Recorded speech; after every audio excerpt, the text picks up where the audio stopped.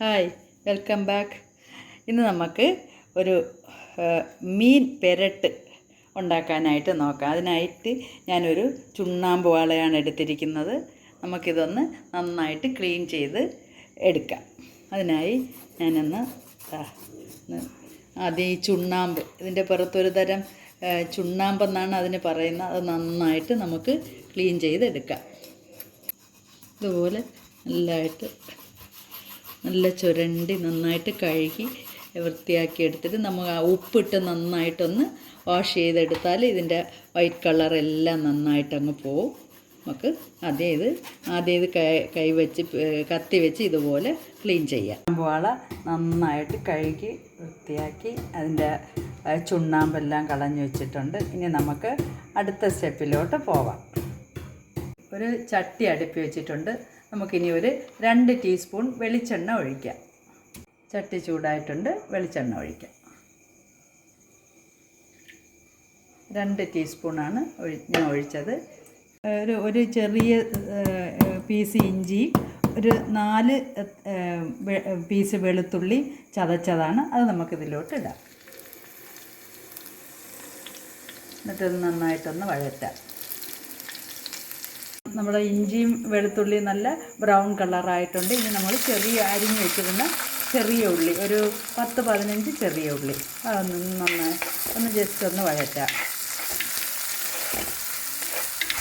ഇനി ഒരു ചെറിയ സവാള അതുകൂടി ഇതിലോട്ട് ഇടാം. അതും ചെറുതായി അരിഞ്ഞതാണ്. നന്നായിട്ട് നല്ല ബ്രൗൺ കളറാവുന്നത് വരെ ഒന്ന് വഴറ്റിയെടുക്കാം. ഇനി ഒരു 3 പച്ചമുളക് ഞാൻ 2ആയിട്ട് കട്ട് ചെയ്തത് അതുകൂടി ഇതിലോട്ട് ഇടാം. വഴറ്റാം. നമ്മൾ സവാളയും ചെറിയ ഉള്ളിയും പച്ചമുളകൊക്കെ ഒന്ന് വഴണ്ടി വന്നിട്ടുണ്ട്. ഇനി നമ്മൾ ഒരു തക്കാളി എടുത്ത് വെച്ചിരുന്നത് ഒന്ന് അരിഞ്ഞ് ചെറിയതായിട്ട് അരിഞ്ഞ് അതുകൂടി ഇട്ട് വഴറ്റാം. ഇതൊന്ന് ഏതാണ്ടൊരു നല്ല കളർ വന്നോട്ടെ. ഇനി ബാക്കി നമുക്ക് മുളക് പൊടി, മല്ലിപ്പൊടി, മഞ്ഞൾപ്പൊടി ഇതെല്ലാം ഇനി ചേർക്കാം. നമ്മൾ സവാളയും ചെറിയ ഉള്ളി, പച്ചമുളക്, ഇഞ്ചി, വെളുത്തുള്ളി എല്ലാം നന്നായിട്ട് വഴഞ്ഞ് വന്നിട്ടുണ്ട്. ഇനി ഒരു 1/4 ടീസ്പൂൺ മഞ്ഞൾപ്പൊടി ഇടാം.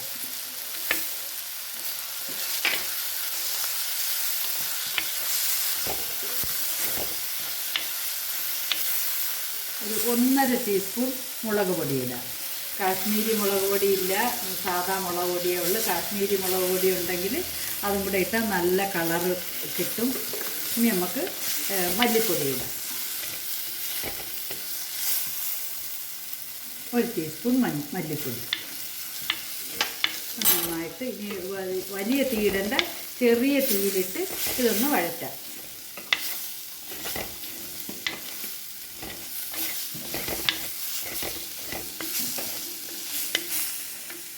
ഇനി നമ്മളൊരു 3 ചുള പുളി നന്നായിട്ട് പിഴിഞ്ഞത് കൂടി ഇതിലോട്ട് ഒഴിക്കാം.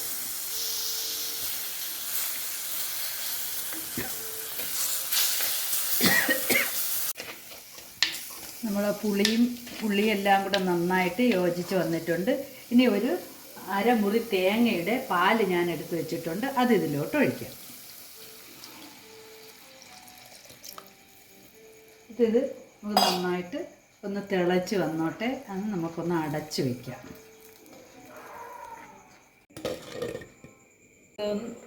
ഇതൊന്ന് തുറന്ന് നോക്കാം. നന്നായിട്ട് തിളച്ചിട്ടുണ്ട്. ഇനി നമ്മൾ നേരത്തെ കട്ട് ചെയ്ത് വെച്ചിരുന്ന മീൻ ഓരോന്നായിട്ട് ഇതിലോട്ട് ഇടാം.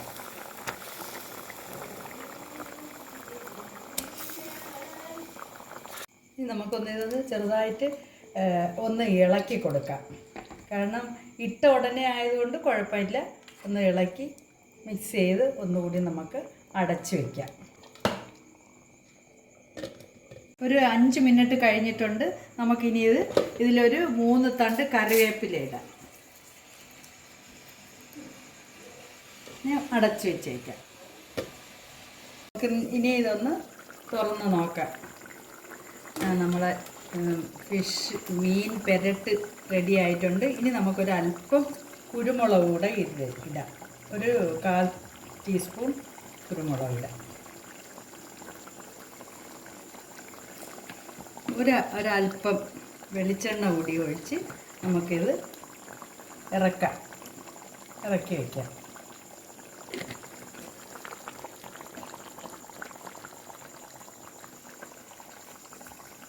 നമ്മളെ മീൻ പെരട്ട് അടിപൊളിയായിട്ട് വന്നിട്ടുണ്ട്. ഞാനിന്ന് ഇതിൻ്റെ കൂടെ കഴിക്കാനായിട്ട് റാഗി പുട്ടാണ്, നല്ല ഹെൽത്തി ആയിട്ടുള്ള റാഗി പുട്ടാണ് പുഴുങ്ങിയിരിക്കുന്നത്. നിങ്ങളെല്ലാവരും ഇതുപോലെ ഒന്ന് ട്രൈ ചെയ്ത് നോക്കിയിട്ട് ഫീഡ്ബാക്ക് അറിയിക്കണേ. ഇങ്ങനെ മീനിലിങ്ങനെ ഈ അരപ്പ് പെരണ്ട് ഇരിക്കുന്ന ഒരല്പം ലൂസായിപ്പോയി ഞാൻ ഉണ്ടാക്കിയത്. കാരണം തേങ്ങാപ്പാൽ അല്പം കൂടിപ്പോയി, അതിൻ്റെ ഇതാണെന്ന് തോന്നുന്നു. പക്ഷേ നല്ല ടേസ്റ്റും ഒക്കെയാണ്. നിങ്ങളെല്ലാവരും ഇതൊന്ന് ചെയ്ത് നോക്കി ഫീഡ്ബാക്ക് അറിയിക്കണേ. ഒന്ന് ടേസ്റ്റ് ചെയ്ത് നോക്കാം.